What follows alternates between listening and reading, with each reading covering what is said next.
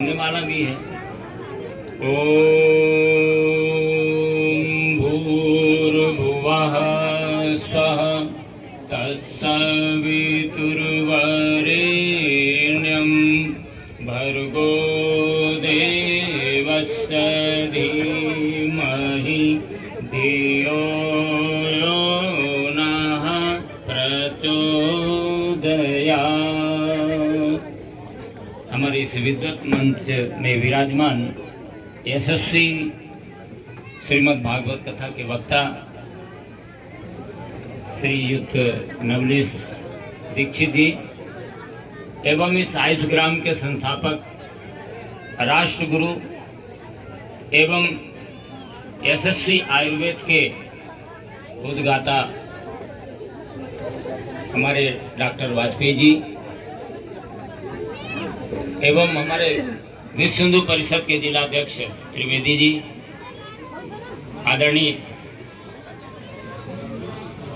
ब्रज किशोर जी भाई साहब, सम्मुख विराजमान हमारे सभी बटुक एवं उनके सभी संबंधीगण, आप सभी का हृदय से अभिनंदन है, स्वागत है और वंदन है। ये देख के बड़ा अच्छा लगा। हमारी सनातन संस्कृति और उस परंपरा को पुनर्जीवित रखने का शानदार प्रयास हमारे आदरणीय डॉक्टर साहब ने किया है। आज आप सभी को गायत्री मंत्र की दीक्षा दी गई है। संस्कृति, सनातन संस्कृति में माना जाता है जन्मना जायते, जन्म से तो सभी सूत्र होते हैं। संस्कारात द्विजोच्यते, संस्कार आज आपका हुआ ब्राह्मण बनने का, और ब्राह्मण बनने के लिए पहली शर्त क्या है? यज्ञोपवीत धारण करना, गायत्री मंत्र का जप करना और नित्य यज्ञ करना। ये तीन अनिवार्य शर्तें हैं जो आज आपको यज्ञोपवीत के माध्यम से दी गई। यहाँ तीन संस्कार लगभग एक साथ अब हो जाता है। उपनयन भी हुआ, वेदारंभ भी आगे होगा, भी आप जाएंगे काशी पढ़ने के लिए और वहाँ से लौट भी आएंगे, समावर्तन भी हो जाएगा। 12 वर्ष वेद पढ़ के बच्चा काशी से लौटता था तो उसको स्नान कराया जाता था। इसी कारण से स्नातक कहा जाता है। आज भी वो परंपरा मानी जाती है। स्नातक माने 12 वर्ष पढ़ने वाला जब वहाँ से लौटता था तो उसको समावर्तन में स्नान कराते थे और गृहस्थ जीवन में प्रवेश करने की दीक्षा दी जाती है। तो सबसे महत्वपूर्ण बात है गायत्री मंत्र क्या है, इसे सबसे श्रेष्ठ क्यों माना गया और इसको जपने से ब्राह्मण क्यों बन जाता है। यह हमारे जीवन को रूपांतरित करने वाला मंत्र है। ज्ञान त्रायते इति गायत्री, गाने वाले का उद्धार कर देती है, इसलिए ये गायत्री। नास्ति गंगा समम तीर्था न देव के साथ परः, गायत्र्यास्तु परम जाप्यम न भूतम न भविष्यति। गायत्री के समान कोई मंत्र, कोई जप न हुआ और न होगा। गायत्री छंदो हम, गीता में भगवान श्री कृष्ण कहते हैं संध्या करन चले रघुराई।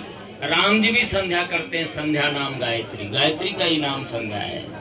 संध्या गायत्री से ही होती है, उसे ब्रह्म संध्या कहते हैं। तो गायत्री मंत्र हमारे जीवन का आधार है।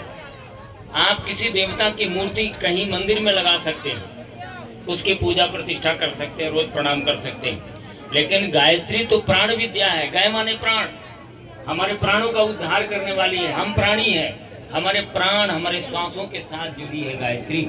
इसको हम अलग नहीं कर सकते अपने जीवन के साथ। तो सर्वांगीण प्रतिष्ठा कैसे कर दी जाए हमारे शरीर में? मूर्ति टांग के चल नहीं सकते, उसे छोड़ एक सेकंड के लिए सकते नहीं हम। तो हमारे ऋषियों ने सूत्र बनाया। ये आपको आज सूत्र धारण कराया गया। अभी आप मूज के जनेऊ पहने हैं, थोड़ी देर बाद आप सामान्य सूत्र के जनेऊ पहनेंगे। ब्रह्मचारी मूज के पहनते हैं और गृहस्थियों को सामान्य सूत का जनेऊ पहनने का विधान है। तो इसमें गायत्री को पूरी तरह से सूत्र रूप में समाहित कर दिया। इसमें 3 तागे, आपके 3 धारे हैं, 3 तार हैं इसमें, और ये गायत्री के 3 चरण हैं। कौन? गायत्री मंत्र शुरू होता है तत्सवितुर से। तत्सवितुर्वरेण्यम पहला चरण, भर्गो देवस्य धीमहि दूसरा चरण, धियो यो नः प्रचोदयात् ये तीसरा चरण गायत्री का है। गायत्री त्रिपदा है, चतुष्पदा गायत्री चतुष्पदा भी है। यदि इसके ओम भूर्भुवः स्वः इन प्रणव और ब्राहितियों को जोड़ दिया जाए तो त्रिपदा भी है गायत्री और चतुष्पदा भी है। इसको ये आपका जनेऊ बता रहा है। इसमें 3 गांठें लगा दिया ऊपर, ये 3 व्याहृतियां हैं, सबसे ऊपर एक गांठ लगा दिया, ये प्रणव है। तो गायत्री की मूर्तिमान व्याख्या हो रही है जनेऊ के माध्यम से। और इस एक जनेऊ के एक ताग में 3 फिर लगे हुए हैं और 3 त्रिकाई 9 उपनिवेश कहलाते हैं। 9 धागों से मिलकर के जनेऊ बना है। 9 गुण परम पुनीत तुम्हारे।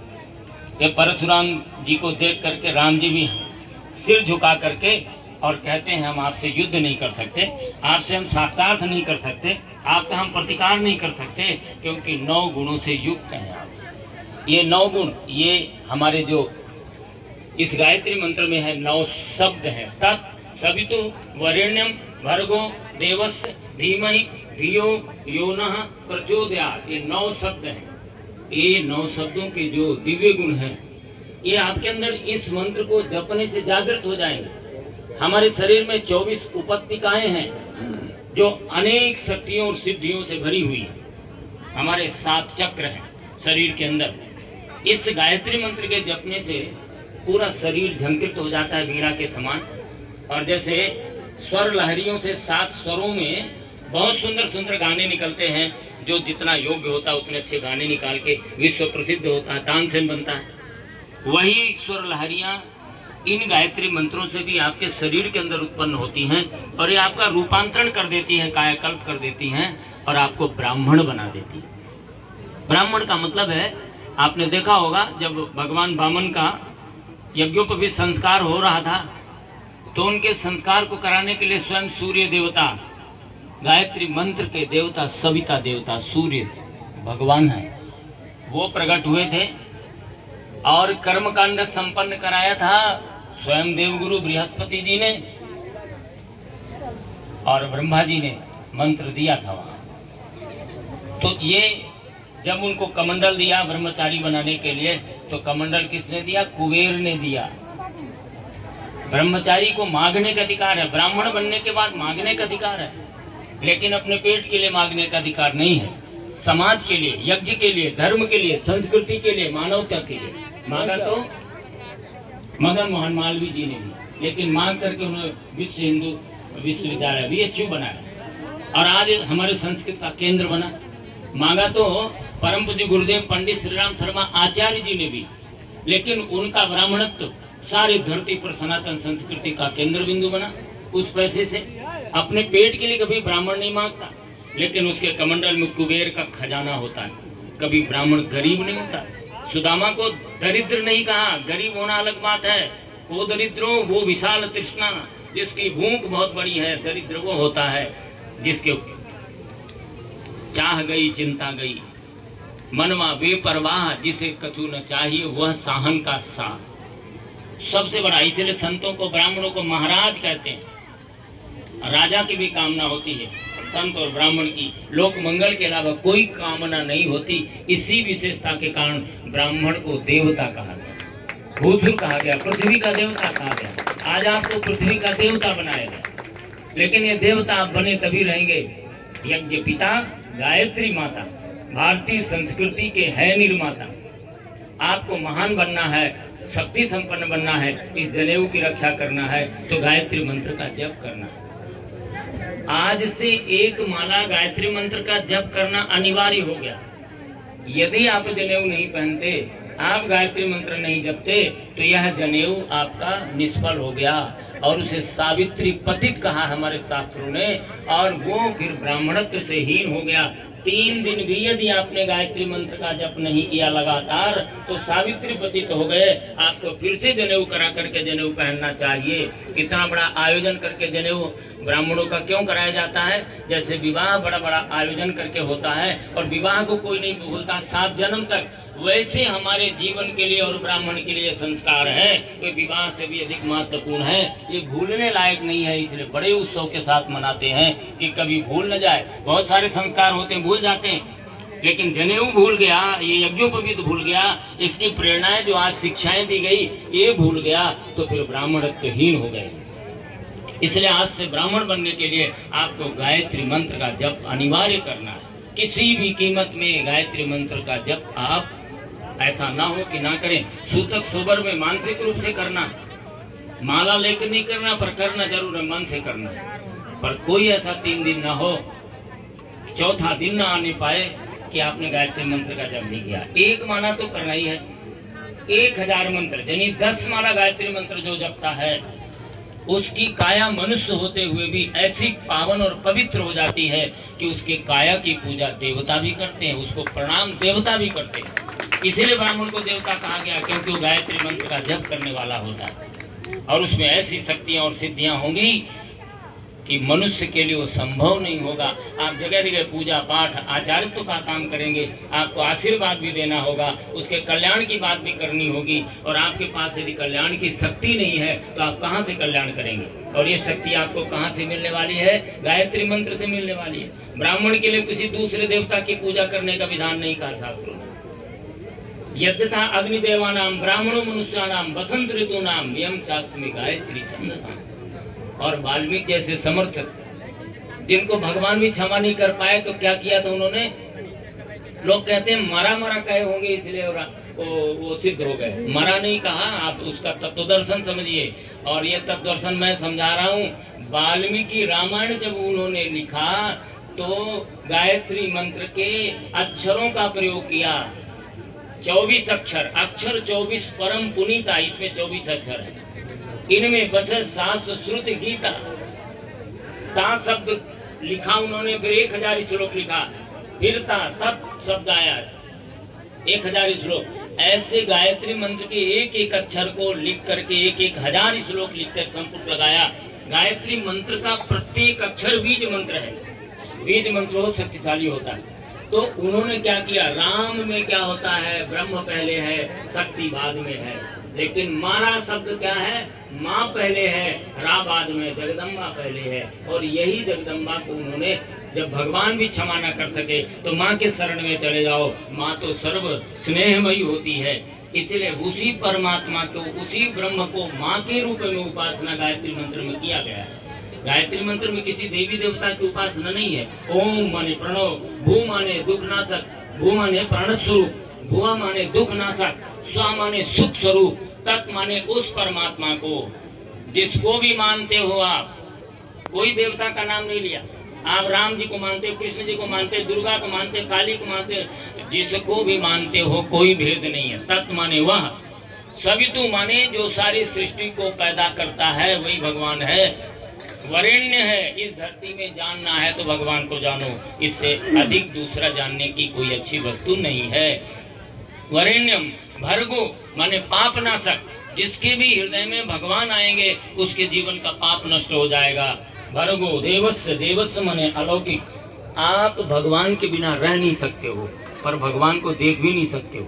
हवा के बिना रह नहीं सकते हो पर हवा को देख नहीं सकते हो। तो इसका मतलब ये नहीं कि हवा का अस्तित्व नहीं है, भगवान दिखता नहीं इसलिए उसका अस्तित्व नहीं है। वो इन नेत्रों से देखा नहीं जा सकता, वो देवस्य है, दिव्य है, अलौकिक है। उसके लिए दिव्यम ददामि ते चक्षु, भगवान जब वो नेत्र देते हैं तब उस भगवान को आप देख सकते हैं, सामान्य नहीं देख सकते। तो देवस्य है। धीमहि, ऐसे भगवान के उस तेज को हम धारण करते हैं। धीमहि, जो धियो हमारी बुद्धि को, बुद्धि खराब करती है जीवन, जो हमारी बुद्धि को धियो योनः, हम सबकी, एक ही नहीं, गायत्री मंत्र सबके लिए प्रार्थना करता है। ना बहुवचन शब्द है, यो माने जो, ना माने हम सबकी।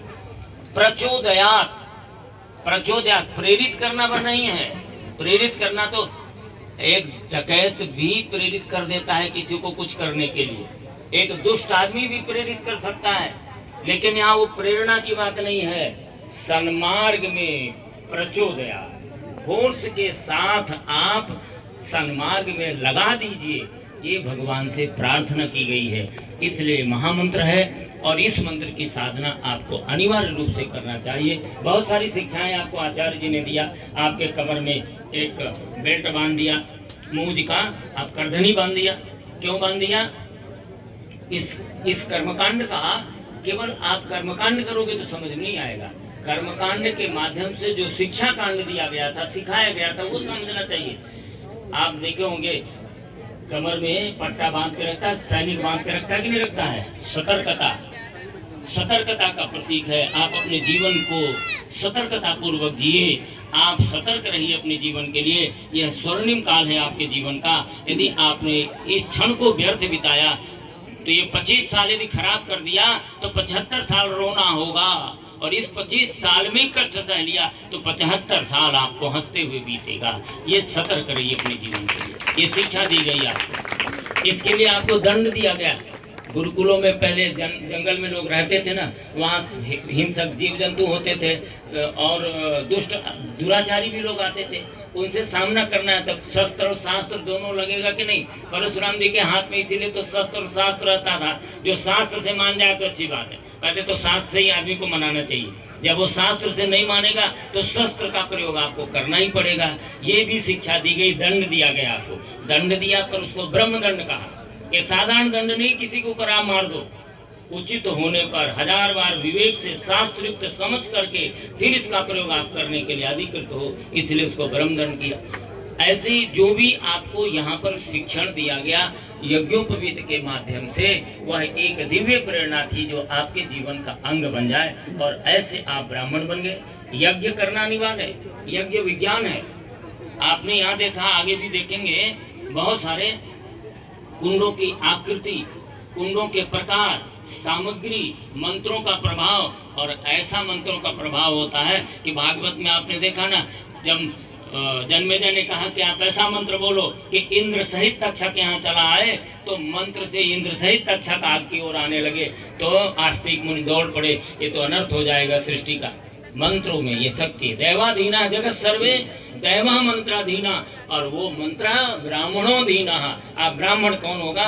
जो इस जीवा से गायत्री मंत्र का जप करता है। उसकी जीवा में वाक सिद्धि होगी, उसकी वाणी समर्थ होगी, और वो मंत्र बोलेगा तो फलित हो जाएगा। और वह तम्बाकू खाएंगे, गुटखा खाएंगे और दिन भर गालियां देंगे और मुंह से असत्य बोलेंगे, तो फिर इस मुंह से उच्चारित होने वाला मंत्र प्रभावी नहीं होगा। मंत्र, यंत्र और तंत्र ये तब प्रभावी होते हैं, वही यंत्र जो श्री यंत्र घर घर में श्री पैदा करने के लिए रखा हुआ है। किसी के घर में संपत्ति ना आई होगी, लेकिन जब आदि गुरु शंकराचार्य ने उसी यंत्र का प्रयोग किया, तिरुपति बालाजी में लगाया, मंदिर के नींव में, आज वो श्री क्षेत्र बन गया। संपदा दुनिया में उससे बड़ी कहीं नहीं है। पद्मनाभी मंदिर में लगाया, जिसमें 15 तहखाने हैं, आज उसकी एक तहखाने से पूरी दुनिया का कल्याण हो सकता है। और तीसरा बद्रिकाश्रम में लगाया था, और बद्रिकाश्रम भी आज हरि क्षेत्र बन गया।